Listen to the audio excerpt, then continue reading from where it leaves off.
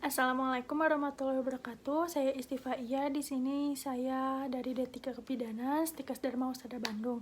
Dan di sini saya akan menjelaskan komponen dasar kesehatan reproduksi. Yang pertama ada definisi kesehatan reproduksi menurut WHO, yaitu suatu keadaan sejahtera fisik, mental, dan sosial yang utuh, bukan hanya bebas dari penyakit atau kecacatan dalam segala aspek yang berhubungan dengan sistem reproduksi, fungsi, dan prosesnya. Lalu ada definisi kesehatan menurut WHO, yaitu kesehatan sebagai kondisi kesejahteraan fisik, mental, dan sosial, dan bukan hanya ketiadaan penyakit atau kecacatan. Lalu setelah itu ada definisi kesehatan reproduksi. Reproduksi adalah proses biologis suatu individu untuk menghasilkan individu lain. Nah, lalu setelah itu ada 4 komponen kesehatan reproduksi. Yang pertama ada komponen ibu dan anak. Nah, yang komponen ibu dan anak ini berfokus menurunkan angka kematian ibu. Lalu prinsipnya semua kehamilan beresiko pemeriksaan dini. Lalu kegiatannya ada pemeriksaan tenaga kesehatan, kunjungan pasca melahirkan, penyuluhan kesehatan, ASI sampai KB, dan lain-lain. Lalu yang kedua ada komponen keluarga berencana. Fokus dari keluarga berencana ini untuk meningkatkan dan mempertahankan jumlah peserta KB. Kegiatannya meningkatkan jumlah peserta KB, untuk menjaga kelangsungan pemakaian alat kontrasepsi, meningkatkan mutu pelayanan KB, dan manajemen pelaksana standar pelayanan, dan lain-lain. Lalu yang ketiga ada kesehatan reproduksi remaja. Fokusnya untuk peningkatan pengetahuan KESPRO, pencegahan kehamilan pada usia muda. Lalu kegiatannya ada pencatatan dan pelaporan kegiatan KESPRO remaja, KIE, GII remaja putri. Lalu yang keempat ada komponen usia lanjut. Nah, dari usia lanjut ini melengkapi siklus kehidupan keluarga, komponen ini akan mempromosikan peningkatan kualitas penduduk usia lanjut. Dan pada saat menjelang dan setelah akhir kurun usia reproduksi atau menopause atau andropause, upaya pencegahan dapat dilakukan melalui screening, keganasan organ reproduksi, misalnya kanker rahim pada wanita, kanker prostat pada pria, serta pencegahan defisiensi hormonal dan akibatnya seperti kerapuhan tulang dan lain-lain. Lalu tujuannya dari kesehatan reproduksi ini memberikan pelayanan kesehatan reproduksi yang komprehensif pada perempuan dan laki-laki, termasuk kehidupan seksual dan hak-hak reproduksi perempuan, sehingga dapat meningkatkan kemandirian perempuan dalam mengatur fungsi dan proses reproduksinya yang pada akhirnya dapat membawa pada peningkatan kualitas kehidupannya. Lalu ada sasaran utama dan sasaran antara. Nah, yang sasaran utama itu ada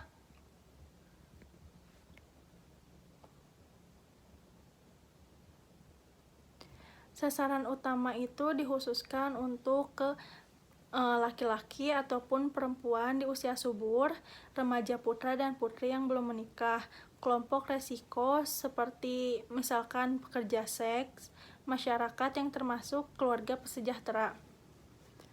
Lalu dari komponen kesehatan reproduksi remaja sendiri, yang pertama ada seksualitas, yang kedua beresiko atau menderita HIV/AIDS, yang ketiga beresiko dengan pengguna nafsa. Lalu yang sasaran antaranya ada dari petugas kesehatan, misalkan dokter ahli, dokter umum, bidan, perawat, pemberi layanan berbasis masyarakat, kader kesehatan. Lalu yang kedua ada tokoh masyarakat, tokoh agama, dan LSM.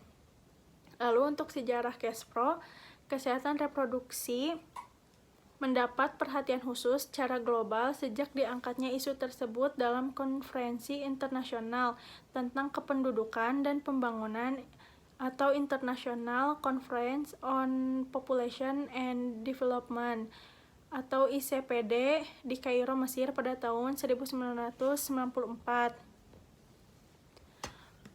Lalu untuk siklus hidup cash flow sendiri, yang pertama ada masa konsepsi. Nah, masa konsepsi ini masa setelah bersatunya sel telur dengan sperma dengan janin akan tumbuh menjadi morula, blastula, gastrula, neurula yang akhirnya menjadi janin. Dan dengan terbentuknya plasenta akan terjadi interaksi antara ibu dan janin. Lalu maju ke masa bayi dan anak. Di masa bayi dan anak ini adalah masa pertumbuhan dan perkembangan yang sangat cepat. Tumbuh kembang motorik kasar dan motorik halus akan berjalan dengan baik bila kesehatan bayi dan anak dalam keadaan prima. Lalu selanjutnya maju ke masa remaja. Masa remaja terjadi perubahan fisik dan psikologis. Perubahan fisik yang terjadi diantaranya adalah tumbuhnya rambut, kemaluan atau pubse, buah dada, dan mulai tumbuh. Pertumbuhan tinggi badan yang cepat, mendapatkan haid yang pertama kali, itu untuk wanita, dan juga untuk laki-laki biasanya terlihat pada mulai menonjolnya jakun, lalu suaranya menjadi berat gitu. Lalu setelah itu pada masa reproduksi. Masa reproduksi, masa di mana perempuan menjalankan tugas kehidupannya, yaitu mulai hamil, melahirkan, masa nifas, dan menyusui. Dan masa antara itu merencanakan jumlah atau jarak anak dengan menggunakan alat kontrasepsi atau KB. Lalu selanjutnya setelah masa reproduksi masuk ke masa usia lanjut. Masa usia lanjut yaitu masa di mana hormon estrogen sudah mulai menurun atau habis dikarenakan produksi sel telur juga sudah mulai menurun atau habis. Nah, dengan menurunnya hormon estrogen akan terjadi perubahan fisik dan psikologis pada perempuan, diantaranya perubahan pada organ reproduksi atau yang biasa disebut menopause, lalu perubahan metabolisme tubuh, dan turunnya massa tulang atau osteoporosis.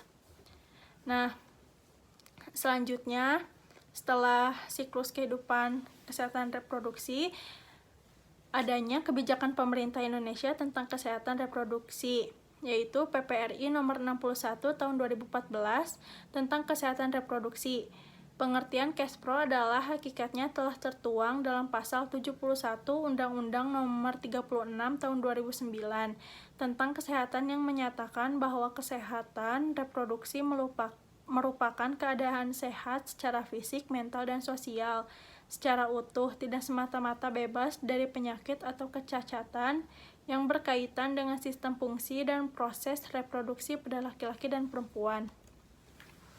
Lalu paket pelayanan terpadu. Yang pertama ada pelayanan kesehatan reproduksi esensial dan pelayanan kesehatan reproduksi komprehensif. Nah, dari yang pelayanan kesehatan reproduksi esensial yaitu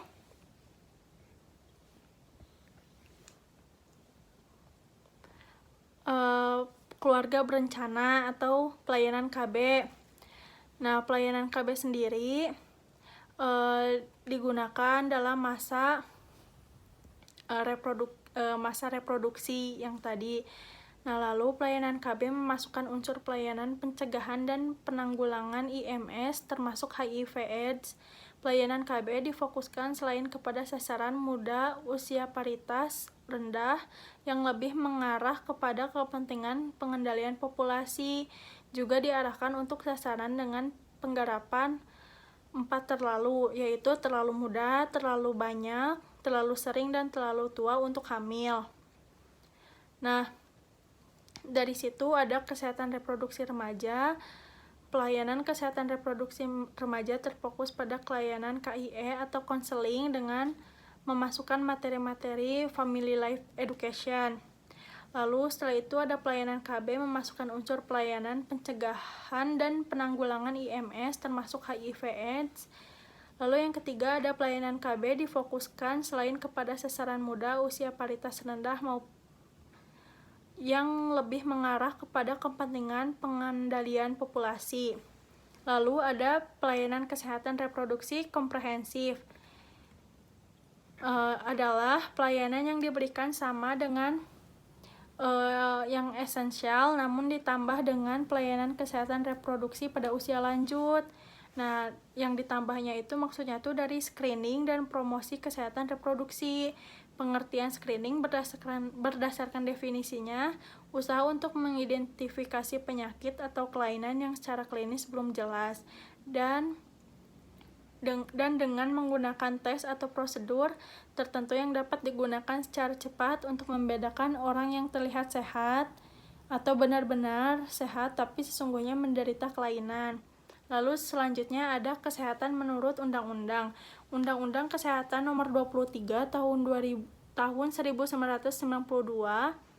memberikan batasan kesehatan adalah keadaan sejahtera badan, jiwa, dan sosial yang memungkinkan setiap orang hidup produktif secara sosial dan ekonomi. Nah, sekian yang bisa saya jelaskan, hanya segitu penjelasan saya tentang komponen dasar kesehatan reproduksi. Sekian dan terima kasih.